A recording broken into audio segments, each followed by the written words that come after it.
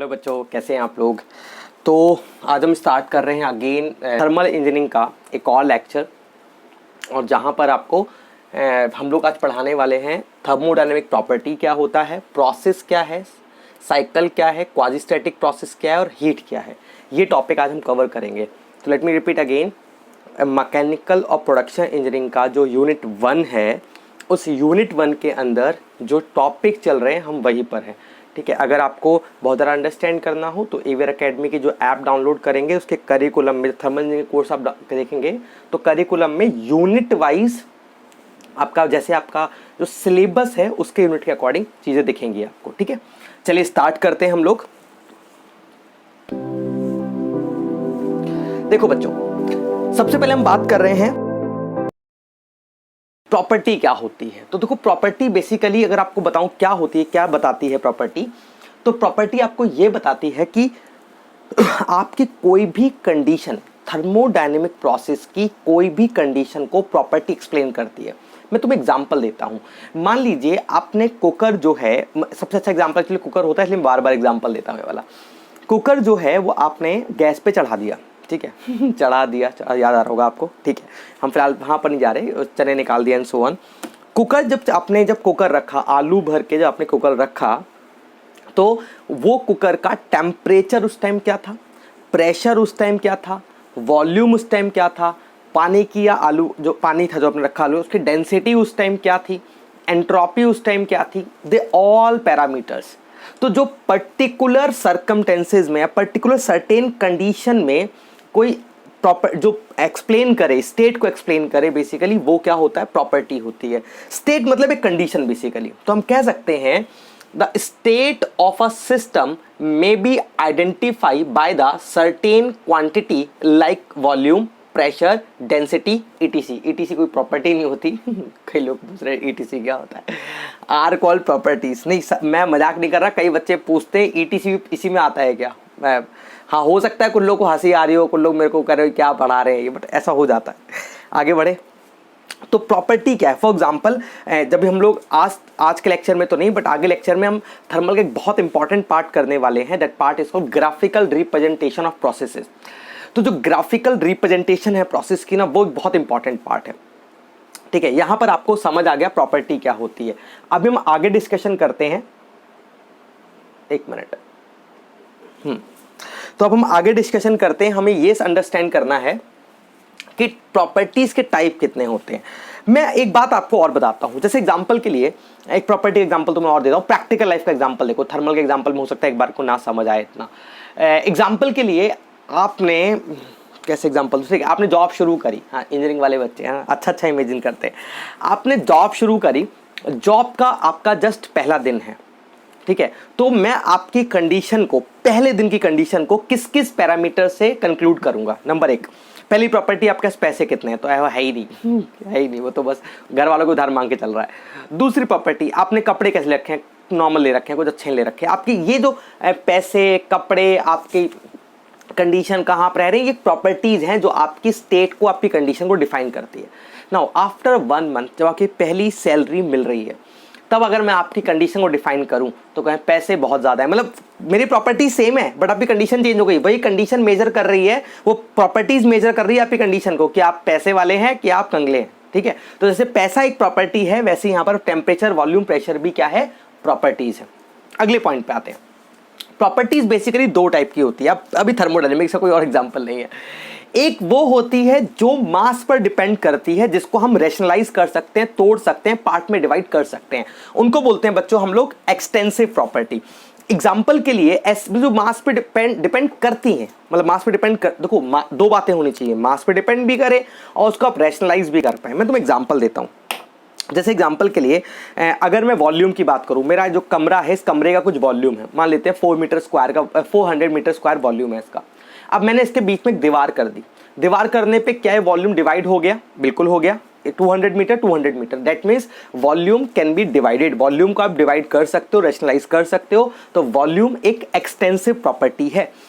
जितनी भी आप एनर्जी पढ़ते हैं, काइनेटिक एनर्जी, पोटेंशियल एनर्जी, फलाना एनर्जी, ढिमका, जितनी भी एनर्जी पढ़ते हैं आप, हाँ एक बात रखना, स्पेसिफिक एनर्जी छोड़ के, एसएससी में क्वेश्चन बहुत पूछा आता है कि स्पेसिफिक एनर्जी कैसी प्रॉपर्टी है, पर अब वहाँ लिखा होगा एक्सटेंसिव। स्पेसिफिक प्रॉपर्टी इंटेंसिव होती है, वो अभी धीरे धीरे आएगा, वो आगे कुछ चैप्टर्स के अंदर आएगा। फिलहाल जितनी भी आप एनर्जी पढ़ते हैं, काइनेटिक एनर्जी, पोटेंशियल एनर्जी, ये एनर्जी, वो एनर्जी, सारी एनर्जी कौन सी प्रॉपर्टी, बिकॉज एनर्जी मास पे डिपेंड करती है। आइंस्टाइन का फॉर्मूला याद करो, E बराबर mc², that means energy depend on the mass. भूल गए क्या? कहाँ है मेरा रफ कॉर्नर? ये रहा मेरा रफ कॉर्नर, ROUGH। ठीक है भाई, देखो एग्जाम्पल के लिए E बराबर क्या हुआ, mc², C तो कांस्टेंट है, तो E प्रोपोर्शनल टू मास, इसका मतलब एनर्जी मास पे डिपेंड करती है, सोचने वाली बात ही नहीं है। तो यहाँ पर हमारी देखो एग्जाम्पल देखो, extensive property, the property that, the properties, या प्रॉपर्टी लिख लेना कोई दिक्कत नहीं, the property that depends on the mass. ठीक है, the properties that depend on mass. Example के लिए वॉल्यूम और एनर्जी बहुत पूछा आता है, ये 2 मार्क्स वाले क्वेश्चन में आता है। ठीक है, अगले आता है सेकंड पार्ट आता है इसका, इंटेंसिव प्रॉपर्टी। बच्चों इंटेंसिव वो होती है इसका मास से कोई रिलेशन ही नहीं है, जो डिवाइड नहीं हो सकता। देखो ध्यान रखना, कई बुकों में लिखा होगा डिवाइड नहीं हो सकता, कई बुकों में लिखा होगा मास पे डिपेंड नहीं करता, दोनों बातें समझो। लेकिन अगर आप ये लिखोगे ना खाली the property that does not depend on मास, चलेगा, बिल्कुल एग्जैक्ट आंसर है। ठीक है, अच्छा मैं 2 या 3 बुक फॉलो करने के बाद आपको ये बताता हूँ। ठीक है, आगे बढ़े। तो एग्जाम्पल के लिए प्रेशर, अगर मैं अपने कमरे में, या आपके घर में सोचो, अब आपने क्या किया, अपने कमरे में एक बीच में दीवार कर दी, तो पहले कमरे का जो प्रेशर हुआ करता था वो 1 एटमॉस्फेरिक प्रेशर था। आपकी दीवार करने से क्या प्रेशर चेंज हो गया? ये मत सोचना हल्का बहुत चेंज हो गया, मतलब कोई माइनर, ऐसे तो आप ये बोल सकते हो कि मैंने पराली जला ली तो हमारे पूरे एटमॉस्फेयर का टेम्परेचर बढ़ गया। ऐसा थोड़ी होता है कहीं कि आपके पराली जलाने से मौसम वैज्ञानिक कहने लगेंगे कि भाई उसने पराली जलाई थी इसलिए हमारा एटमॉस्फेयर का टेम्परेचर आज 26 डिग्री सेल्सियस हो जाएगा। ऐसा थोड़ी होता है, 25 ही लेते हैं हमेशा वो। तो वो हल्का बहुत मेजर चेंज की बात नहीं चल रही, I am talking about major change, minor change की बात नहीं, मेजर चेंज की बात है। तो अगर आप देखो तो आपके घर का टेम्परेचर, घर के बाहर का टेम्परेचर सेम है, मतलब वो डिवाइड नहीं होता, प्रेशर पूरे एटमॉस्फेयर का सेम है। कितना? 1 एटमॉस्फेरिक प्रेशर। टेम्परेचर की बात करते हैं, अपने घर में दीवार कर दो, इधर का टेम्परेचर उधर का टेम्परेचर डिवाइड हो रहा है? नहीं, एक्चुअली मास पे डिपेंड ही नहीं करता। क्या इस बात से फर्क पड़ता है, ध्यान सुनना, कि अगर आपने फ्रिज में जो बर्फ जमी है उस बर्फ का टेम्परेचर इस बात पर डिपेंड करता है, अगर बर्फ है कि वो 5 किलो है कि 6 किलो है, अगर उसका वो बर्फ है टेम्परेचर 0 डिग्री सेल्सियस से कम ही होगा, ज़्यादा तो होने से रहा, चाहे वो 5 किलो चाहे 6 किलो। तो टेम्परेचर और प्रेशर दे आर, डेंसिटी भी, क्योंकि डेंसिटी क्या होता है, देखो ढंग से सुनो, ये इंपॉर्टेंट बात है, ये अंडरस्टैंड कर लेना, हर चीज लिखवाने की नहीं होती, ठीक है, फालतू जब लिखते रहो। देखो क्या होता है, अगर कोई एक्सटेंसिव प्रॉपर्टी है, एक्सटेंसिव, और डिवाइडेड बाय एक्सटेंसिव प्रॉपर्टी आ जाए, अंडरस्टैंड करना, एक्सटेंसिव प्रॉपर्टी कौन सी होती है? जो मास पर डिपेंड करती हैं। तो एक एक्सटेंसिव प्रॉपर्टी दूसरी, तो ऊपर वाली भी में मास होगा, नीचे वाली में मास होगा। तो जब एक एक्सटेंसिव प्रॉपर्टी को दूसरी एक्सटेंसिव डिवाइड कर देते हो तो मास से मास कैंसिल हो जाता है। तो ये प्रॉपर्टी कैसी बन जाती है? इंटेंसिव प्रॉपर्टी, मतलब division of 2 extensive properties become intensive property. अब कई का दिमाग घूम गया होगा, पता नहीं क्या पढ़ा रहे हैं, यही क्वेश्चन आते हैं, क्या करें। अब इसमें ना बहुत ज्यादा मैं एग्जाम्पल भी नहीं दे सकता तुम्हें, क्योंकि ये इतना डीप है ना, क्योंकि आप देखो ये बेसिक अगर नहीं पढ़ाऊंगा पेपर में फंस गया बोलोगे पढ़ाया है नहीं, इसलिए बेसिक पढ़ाना मजबूरी है। तो एक्सटेंसिव प्रॉपर्टी में दोनों में मास होगा, मास से मास है, मास अपॉन वॉल्यूम, तो ऊपर मास है, वॉल्यूम भी मास पे डिपेंड करता है। अगर किसी को डाउट है ना कि वॉल्यूम मास पे कैसे डिपेंड करता है, तो डाउट होना नहीं चाहिए as a being engineering student. देखो कैसे करता है, डेंसिटी होता है मास अपॉन वॉल्यूम, तो वॉल्यूम क्या होगा? Mass upon density. समझ आया? हाँ ऑब्वियस। तो ये जो वॉल्यूम है वो डेंसिटी और मास पे डिपेंड दोनों पे करता है। तो बेसिकली जो आपका वॉल्यूम है वो मास पे डिपेंड करता ही करता है, और डेंसिटी क्योंकि मास अपॉन वॉल्यूम होती है तो वॉल्यूम भी डिपेंड करता है मास पे, मास ऊपर है ही, तो वो कैंसिल हो जाएगा। तो डेंसिटी कौन सी प्रॉपर्टी होगी आपकी? इंटेंसिव। बाय बहुत पूछते हैं कि डेंसिटी कौन सी प्रॉपर्टी है, बच्चे सोचते हैं डेंसिटी होता है मास अपॉन वॉल्यूम, मास पे डिपेंड करता है तो इंटेंसिव हो गया। समझ आया लॉजिक आपको? हाँ कि यार मास पे, लेकिन वो कैसी प्रॉपर्टी है आपकी? Density, intensive. ये आपकी जब प्लेसमेंट में कंपनी आएंगी ना तब भी ऐसा क्वेश्चन बहुत सारे देती है, वो जानबूझ के इस पर आपको कंफ्यूज होने के फुल चांस बढ़ जाए। अब आते हैं स्टेट ऑफ अ सिस्टम। देखो बच्चों आपको प्रॉपर्टी समझ आ गई जो स्टेट बताती है, ठीक है, स्टेट मतलब कोई कंडीशन बता रही है, उसको हम लोग प्रॉपर्टी कहते हैं। बट स्टेट क्या होती है? Condition, particular certain. देखो ध्यान सुनो, the condition of the system at any moment when it is in thermodynamic equilibrium. मैं आपको इसके बाद वाले लेक्चर में पढ़ाऊंगा, जब मैं आपको क्यू बराबर MC डेल्टा T पढ़ाऊंगा, तब मैं आपको एक टॉपिक पढ़ाऊंगा that is called thermodynamic equilibrium, जहां पर हम 3 इक्विलिब्रियम की बात करेंगे, मैकेनिकल और आपका thermal equilibrium, mechanical equilibrium, chemical equilibrium. तब मैं आपको पढ़ाऊंगा कि जब थर्मोडायनेमिक इक्विलिब्रियम हो, मान लीजिए मैंने एग्जांपल देता हूँ मैं, ये ऐसे करके गिरता हुआ आ रहा है, ऐसे गिरता हुआ आ रहा है, 2 मिनट के लिए फोटो खींच ली मैंने, इसकी फोटो खींच ली, यहीं पर रुक गया ये, है ना। अब मैंने बहुत स्लो कर दिया टाइम को, मैंने पहले गिरता हुआ आ रहा था, अब यहाँ रोक लिया। रुकने के बाद अब मैं इसकी प्रॉपर्टी को स्टडी कर रहा हूँ, कंडीशन को। मैंने कहा इसकी हाइट कितनी है, h, ठीक है, इसकी पोटेंशियल एनर्जी कितनी बनेगी, mgs, ठीक है। अच्छा, इसकी वेलोसिटी कितनी थी, इसकी स्पीड कितनी थी, एक्सेलरेशन कितनी थी, सारी प्रॉपर्टी को स्टडी कर लूँगा। जब कोई हमारा सिस्टम थर्मल इक्विलिब्रियम में आ जाता है, तो थर्मल इक्विलिब्रियम में आने के बाद जब उसकी हम प्रॉपर्टी को स्टडी करते हैं तो उसको बोलते हैं स्टेट ऑफ अ सिस्टम। वो उस पर्टिकुलर पॉइंट पर उसकी स्टेट होती है। अब आते हैं प्रोसेस। अब आपने क्या किया, अब ध्यान सुनना, मार्कर की गिरने से पहले एक स्टेट ये थी और गिरने के बाद एक स्टेट ये है, ये 2 स्टेट देख रहे हैं आप। तो 2 स्टेट में, लाइट बढ़ गई, हाँ, तो 2 स्टेट में आप देखो, यहां पर एक स्टेट ये इक्विलिब्रियम में था, यहां फोटो खींची, एक फोटो यहां खींची। इन दोनों कंडीशन के अंदर जो इसकी क्या कहते हैं, ये भी इक्विलिब्रियम, ये भी इक्विलिब्रियम, तो यहां 2 स्टेट के बीच में जो कुछ हुआ वो प्रोसेस है। मतलब एग्जांपल तुम्हें बताता हूं, तुम घर पे हो, घर पे बैठे हुए इक्विलिब्रियम पे हो, आप घर पे बैठे हुए हो, क्योंकि आप वो एक आपकी स्टेट हो गई। अब आप अपने स्कूल या कॉलेज गए, कॉलेज जाके बैठ गए, तो वो एक आपकी कंडीशन हुई। तो इनिशियल और फाइनल स्टेट के बीच में जो कुछ हुआ वो प्रोसेस होता है। तो सिंपल समझो, when system change its state from one equilibrium state to another, it's called process. जब वो एक स्टेट से, इक्विलिब्रियम स्टेट से दूसरी इक्विलिब्रियम स्टेट में जाता है, तो जो बीच में जो कुछ हुआ वो क्या होता है, प्रोसेस होता है। आगे बढ़ते हैं। प्रोसेस के बाद आता है साइकिल। अब साइकिल क्या है, देखो, तुम अपने घर पे बैठे हो, इक्विलिब्रियम स्टेट है, कॉलेज गए, इक्विलिब्रियम स्टेट है, वापस कॉलेज से घर आ गए, ये साइकिल है।